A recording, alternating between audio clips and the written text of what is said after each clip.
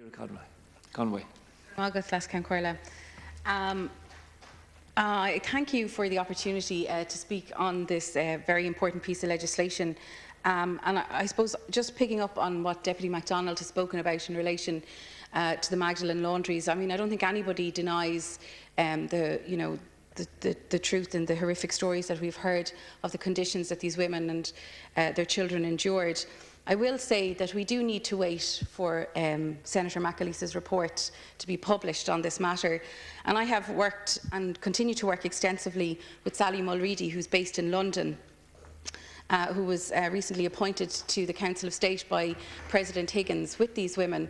And she also recounts the stories of how time is not on their sides and how they are finding this process with Senator McAleese both beneficial and very powerful, as I know Senator McAleese went to visit them in London some weeks ago. In relation to this bill, I suppose what I would like to say is that this bill places a duty on all people and not just on health professionals, as we've seen in the past, working with children, to report certain specified arrestable offences to the Gardaí. And I suppose this, for me, shows to us that child protection is everybody's concern. And in the past, it has been easy to scapegoat particular organisations or particular individuals. And I fundamentally believe that we are now seeing for the first time a cross-interdepartmental government approach to the issue of child protection. Deputy Buttimer, who is chair of the Health and Children Committee, made a reference to this, how we've had quite a prolonged period of interaction with various stakeholders in relation to the heads of bill of the Children's First. And for the first time, we had an interdepartmental group come and give testimony and give evidence to our committee, showing what they have to do, and they are now accountable and must report their progress in terms of how they are taking steps in their relevant departments to ensure that child protection is dealt with adequately and efficiently. And I think this is something that is something that should have been done way into the past. But we were bereft of legislation in this area. We had empty promises and rhetoric from previous administrations. In the 16 months that we have been in government, we have a standalone minister with their own budget, more importantly. We have seen 3 pieces of very significant legislation come before us in relation to the Garda vetting bill, the Heads of the Children's First bill, and now the withholding of information on offences against children and vulnerable people. We have also seen, for the first time since the foundation of the state, a handbook for social workers in terms of their practice. We have seen HICWA publish standards in relation to child protection services, things that people would have assumed that were there but were not. And so we have been faced with what can only be described as a plethora of horrific reports that have been documented to us in the Murphy report, in the Ryan report, and in the Cloyne report. All shocking, all sickening, all detailing horrific cases of children who were abused, and all of which none of us in this House ever want to see again. These reports, as I've previously said, focused heavily on abuse committed by members of the clergy. And this is key, and this is a key area of concern here, though as we know, abuse can happen anywhere, that some people have said. But I suppose what disturbs me more is the focus of debate that has been around this piece of legislation is in relation to the confessional seal.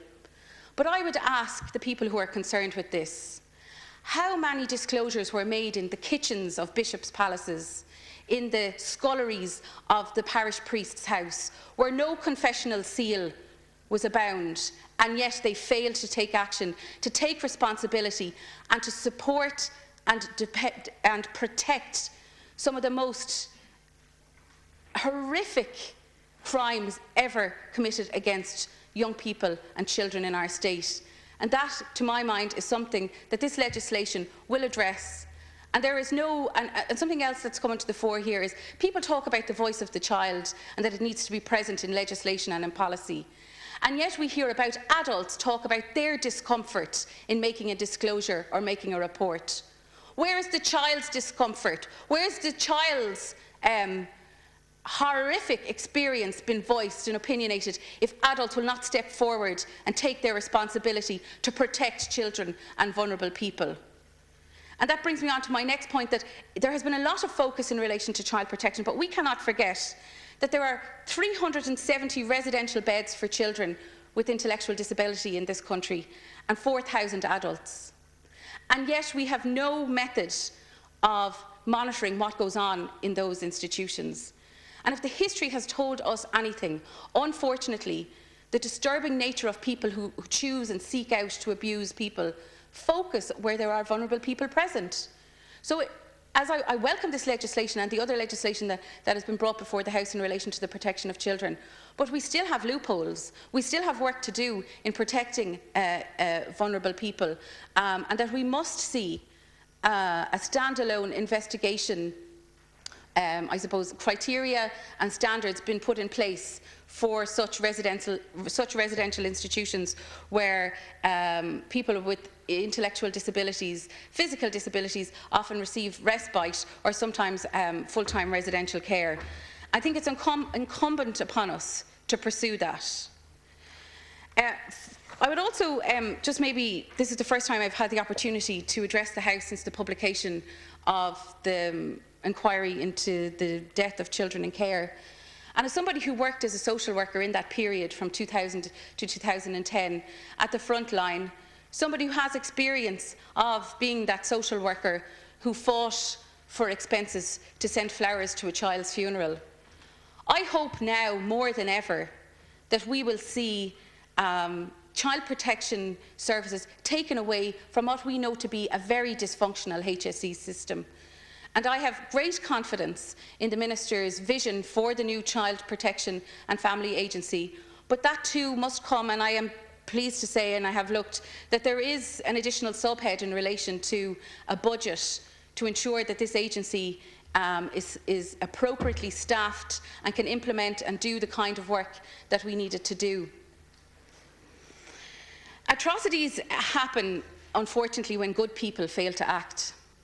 And this legislation, to my mind, will, I suppose, bring it to the fore again into people's mind, because we know that people know what's going on out there, but for some reason feel that they cannot come forward. And so this legislation is now compelling people to do that. And I don't think we have to make any apology for implementing such badly needed legislation.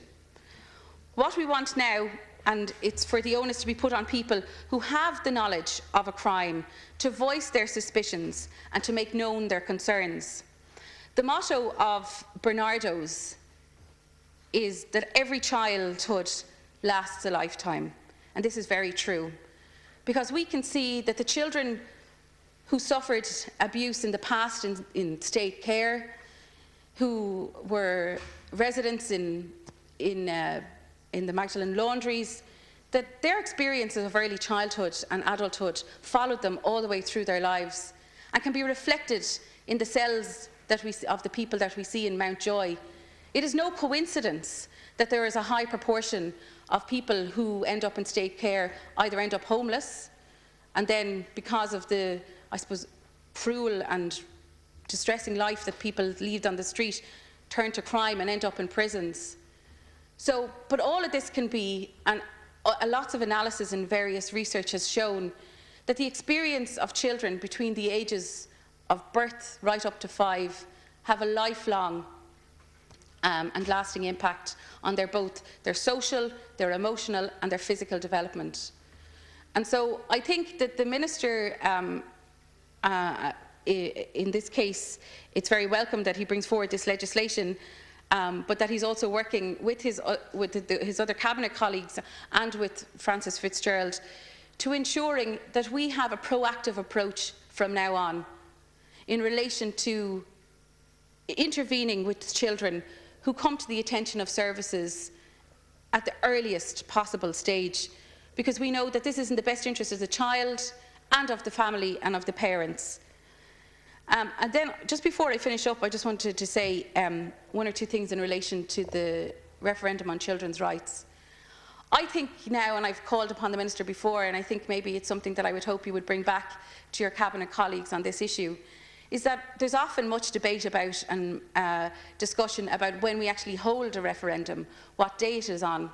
And I think if we are to have the fullest participation in relation to such an important matter, and to ensure that young people who may be away out of their home because they're in college or university or attending some training, that we hold it on a Saturday.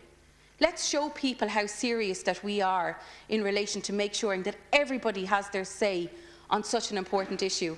I think that this is something that we should think of doing, and it would also, I think, signify the kind of importance that we place upon the rights of children, and stop the rhetoric of the voice of the child. And let's have people who are so close to childhood at just 18, who are the most likely to be away from home, to have their opportunity to engage on this issue.